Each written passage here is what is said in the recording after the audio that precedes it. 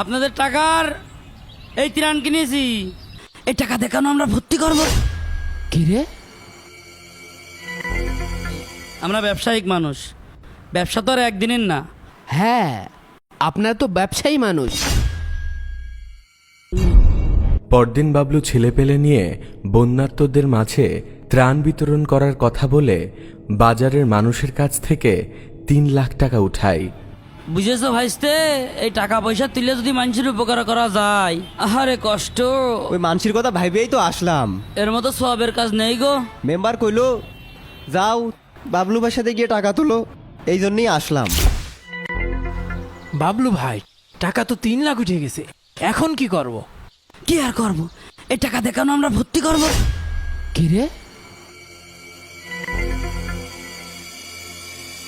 কি কও? গ্রামের লোক যদি জানতে যায় এই টাকা আমরা কিভাবে পাঠালাম, তখন? তুমি শুধু টাকা খরচ করে মেম্বার হয়েছো, মাথায় তো আল্লাহ তোমার কিছু দিইনি। শোনো, এই টাকা দিয়ে এলাকার বাজারেতে সব টাকার বাজার করে ফেলবো আজকে। তারপর?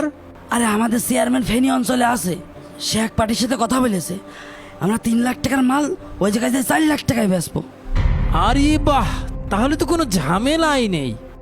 ওরে আল্লাহ, মেম্বার সাহেবে কি ফোন দিয়ে আসছে? শোনো মেম্বার, তাহলে আজ বিকেলেই কেনাকাটা করে ফেলতে হবে। টাকা নিয়ে তুমি আজ বিকেলে বাজারে চলে আসবা, আজকে বাজার করে ফেলবো। হ্যাঁ হ্যাঁ, ঠিক আছে। তাহলে এখন আমি উঠলাম,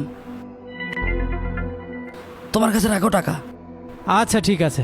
যা পারে তাই করুক গা। প্রিয় গ্রামবাসী, আপনারা আমার কথা একটু মন দিয়ে শোনেন। আপনাদের টাকার এই ত্রাণ কিনেছি, আমরা ফেনীর উদ্দেশ্যে রওনা দিচ্ছি। আপনারা আমাকে জন্য দোয়া করবেন। ঠিক আছে ভাই। আমরা যেন ফেনীতে যেয়ে বন্যার্তদের মাঝে ভালোভাবে ত্রাণ দিতে পারি। সবাই দোয়া করবেন তো?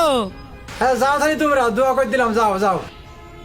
এটি এবার আল্লাহ নামে গাড়ি স্টার্ট দেন। মেম্বার চলো চলো। সাথে সাথে বাবলু ত্রাণের গাড়ি নিয়ে রওনা হয়। ভাই, এই যে আপনার মাল, চাল ডাল তেল সব কিছু আছে, শুধু একটু পানিটা ফেলাই নেবেন। সব কিছু ঠিকঠাক আছে তো? হ্যাঁ, একদম ঠিকঠাক। মিরাজ, জি ভাই। দেখো তো সব কিছু ঠিকঠাক আছে কি না। ঠিক আছে ভাই, দেখছি। হ্যাঁ হ্যাঁ, ভালো করে দেখে নেন, সব কিছু ঠিকঠাক আছে। ভাই, মালামাল সব ঠিকই আছে। তাহলে নামিয়ে ফেলাও। ভাই, আমরা ব্যবসায়িক মানুষ, ব্যবসা তো আর একদিনের না। আপনি শুধু লেনদেনটা ঠিক রাখবেন, ব্যবসা রানিং থাকবে।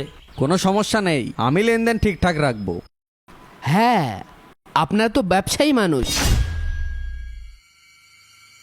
না না না না, আপনারা তো কসাই, দালাল। সি সি সি মেম্বার সাহেব, আমি ভাবতেও পারিনি যে আপনি এইরকম একটা কাজ করবেন। আপনারা মানুষের অসহায়ত্বের সুযোগ নিয়ে তাদের আবেগকে পুঁজি করে এই ত্রাণগুলো, এই খাদ্যগুলো আত্মসাৎ করছেন, এইভাবে বিক্রি করে দিচ্ছেন। আসলে হুজুর, থামেন, আমার যা বোঝার তা বোঝা হয়ে গেছে। হুজুর, হুজুর, এ বিষয়ে আপনি গ্রামবাসীকে কিছু বলবেন না হুজুর? আমার এতদিনের সম্মান হুজুর। হুজুর, আমি না হয় গ্রামবাসীকে কিছুই বললাম না, আপনারা না হয় গ্রামবাসীকে ফাঁকি দিলেন, কিন্তু আল্লাহকে আপনারা কিভাবে ফাঁকি দিবেন? হুজুর, আমি অর্থর লোভে অন্ধ হয়ে গেলাম হুজুর। হুজুর, আপনি আমার চোখ খুলে দিয়েছেন হুজুর। হুজুর, হুজুর, আমরা এসব মালামাল এখনই বন্যার্থীদের মাঝে দান করে দিব হুজুর। আর চেয়ারম্যান সাহেব, আপনিও ছি। একটা কথা সবসময় মনে রাখবেন, আমাদের প্রিয় নবী হযরত মুহাম্মদ সাল্লাল্লাহু আলাইহি সাল্লাম বলেছেন, যে ব্যক্তি অন্য ব্যক্তির সম্পদ আত্মসাৎ করবে সে কিয়ামতের দিন ওই সম্পদ নিয়েই কিয়ামতের ময়দানে উপস্থিত হবে। তখন ওই সম্পদ তাদের বিরুদ্ধে সাক্ষী দিবে এবং ওই সম্পদই তাদের জন্য কাল হয়ে দাঁড়াবে।